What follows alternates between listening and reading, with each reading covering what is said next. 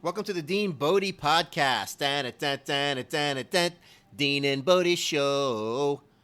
That's what I say on my videos. And this is a podcast version of the YouTube video DeanBodi Show. And on the podcast, we're going to elaborate much more on the stories from the videos that we do for YouTube. And this way, there's kind of a connection there. There is a connection there, and I think it'd be a little bit more fun. We'll try this out and see how it goes. And the video is entitled "Who Ate the Anchovy?" So, I hope everybody had a great. First of all, I hope everybody had a great Mother's Day weekend, and I had some great communication with my mom, and I hope everybody else did as well. It is May 11th, Monday, 2020. DeanBodi podcast.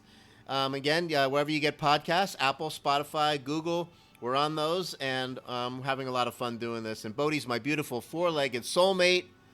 I live with the beautiful white wolf, the Shiba Inu, the small version of the Akita, Japanese breed. Shiba Inu means small dog in Japanese. I'm giving you a whole little quick lesson here. I love her so much. It's way beyond where the love meter even goes, okay? Love meter goes all the way to the right. Keep going, keep going. That's my love for Bodhi. So, who ate the anchovy? Man, we moved from Miami, Florida to Margate, Florida, which is very close to Pompano Beach in Fort Lauderdale, if you don't know. And I worked in a great place. This is going back into the early 80s, right? And a great restaurant called Pier 441, Italian seafood place. Again, shout out to George DelGuardio, Gloria, to Georgette. Oh, man, to the busboys that I work with, to Bill the cook, to the greatest dishwasher that ever lived, who was always so slammed in the weeds it wasn't even funny, with stacks of dishes. He was the center for the Coconut Creek football team, built like an ox. Just a great kid, and I know George loved him to death, and we would watch his dishes get stacked up to the ceiling, and he was always the last one to leave, and we'd have to help him out at the end. But we were such a family over there. My eyes are watering up because it touches such a special place in my heart. Going back to this right now. It's not there anymore. But again, shout out to Pier 441, the DelGuardios. The family still runs Gigi's Pizza in North Lauderdale. Shout out to them also. I can't wait to go there again. I hope that everybody's doing okay there. And that entire family and every connection I made in that restaurant is doing great. I mean, really warm place in my heart. So who ate the anchovy?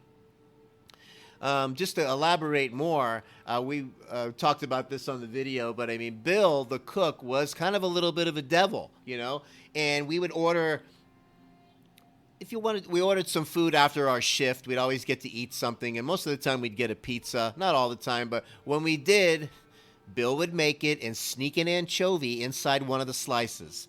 Bring it out, just coming out all normal, and like the end of the night, and put it on there. We were so excited to just kind of recap the night and, count our tip money and, what we were going to do next. And, of course, if it was a school night, we would be home and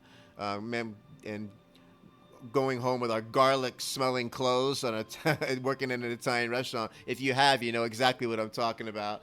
And Bill would wait right there on the side there while we were eating that pizza, this little special area that we would use for like a special party, or maybe 10 or 10 plus people would have a party, and we'd have a special little room there. But we'd use that for the kind of the employee afterwards, have our meal and chill out and have a little powwow before they closed up shop, And special moments. So Bill would wait for someone to bite into that anchovy, because it would be buried underneath the cheese. You couldn't see it, right? Even if you had an idea that it was there, because we did this for a while. But somehow we fell for it every single time, because it was under the cheese. You couldn't see it. Nobody's going to go in there and dig through all the slices and pull them apart and find it. You ruin the whole pizza. So we just kind of went with it. And you bite into an anchovy. If you don't know what an anchovy tastes like, go into your kitchen, unscrew the salt shaker, dump the entire thing in your mouth. That's an anchovy with a fish taste on top of it. Okay? And when you are eating a pizza, and you know your normal flavors, right? And when you're a teenager, anchovy's not your favorite food. I don't know anybody who's a teenager, anchovy's their favorite food. I don't care who you are. Okay? So he'd wait for someone to bite into that, watch their face get all twisted up. It's like biting into that pillar of salt, fishy salt. And it would just be such an obvious convulsion, body reaction when you bit into this thing. Because, yeah, we're all laughing about the night, and you're going about it. You're pulling your slice. You put the slice on the plate, and all of a sudden, whammo! And you know exactly who bit into it. And everybody else had a great laugh, except for the person that bit into the anchovy. And he'd only put one of them in there. He wasn't that cruel of a cook. But he would put the one in there and wait for the one slice. And then you'd look over at Bill. He'd be over there laughing hysterically. And we fell for it time and time again. And that was just a moment. Then he'd go back in the kitchen and finish closing up shop. But that's the anchovy story, man. And that restaurant was so much fun. I remember George. This guy was the chef of all chefs. He could look at like 10 different tickets and just know what was going on with every burner on the stove and the pizza in the oven. And, you got the chicken marsala on one burner, and you got the shrimp scampi on the other burner, and you have we got an order for this, or the pasta fagioli, and we need a meatball, and we need a sausage, and we need a this and a that. And he did it like he was conducting an orchestra. It used to blow my mind. Because as I was going through let's call it my busboy career, while I was in school, and man, we had fun bussing tables because everybody that worked there was so much fun. And me and the other busboy, we would race.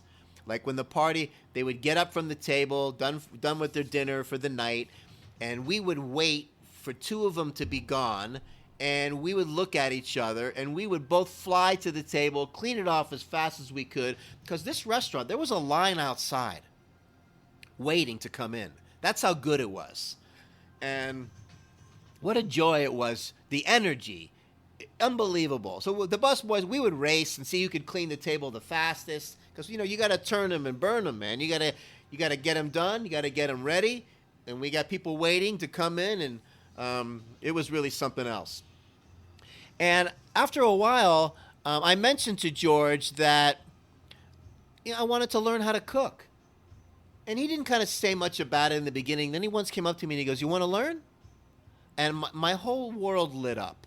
Do I want to learn? Not only do I want to learn how to make pizza, but some of the dishes and all that stuff. So to this day, I'll never forget him for that. I still know how to make shrimp scampi. I still know how to make linguine and white clam sauce. I still know how to make the garlic bread. I can picture how we made the garlic bread even back in the day. And I remember one time, here's kind of a funny pizza story to go on with it.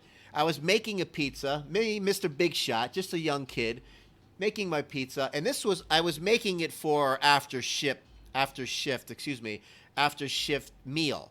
And I'm making it, right? So it's in the oven, I'm checking it. And sometimes you use this little screen you put under the pizza so the bottom doesn't burn and things cook evenly. All kinds of technique. You think it's easy making pizza. It's not. You got to know what's going on, okay? And I took this large pizza out. I was so proud with the big wooden paddle. You stick it in there in the pizza oven, pull it out. I bring it out. Boom. I dumped it right into the trash can by accident. Everybody was laughing at me in the kitchen. So, of course, George let me make a new one and all that. But that was because I would think I was just nervous. Everybody was watching me. Wow, there goes Dean. He's doing the pizza, Mr. Big Shot. Let's see what he can do. And that's exactly what I did. I dumped it right in the trash can by accident, and I think that was the best pizza I ever made too. Went to waste, but did make a new one, and we had a nice shift pizza. But I used to have so much fun at this place, and watching George and Bill. Bill was mostly on pizzas and whatever else, but George was like a machine and kept this place rolling. And just a great time. There's a lot of stories that come out of this that we can go down. I don't want to go down too much of a rabbit hole with it because I want to save some. There's so many connections here, but I want this one to be titled, Who Ate the Anchovy? That's the main thing. And really, again, a shout out to George and his skills. And thank you for showing me how to cook when nobody else probably would have. Young kid, didn't know anything from anything, except for I knew that I watched him work magic in the kitchen, and I wanted to learn from him, And the last thing I'll talk about here when it comes to George, who holds a warm place in my heart, when it came to graduating high school and going to the prom, I had a 1971 Le Mans Sport, gold, black racing stripes, jacked up, mag wheels.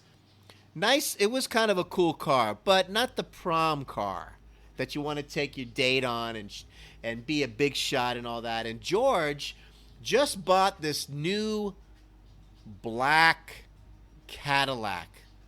I think it was a Seville. I mean, this thing was beautiful. So I'm like, I have to ask him. I mean, after all, he did show me how to cook. He likes me and all this. Let me ask him if I could use his black Cadillac, brand new, if I could use it and go to the prom and pick up my date. Because if I could have pulled that off, he said no, by the way. If I could have pulled that off, man, I would have been like, my date would have been super impressed. Anyway, the night went on. The 71 Le Mans did what it needed to do.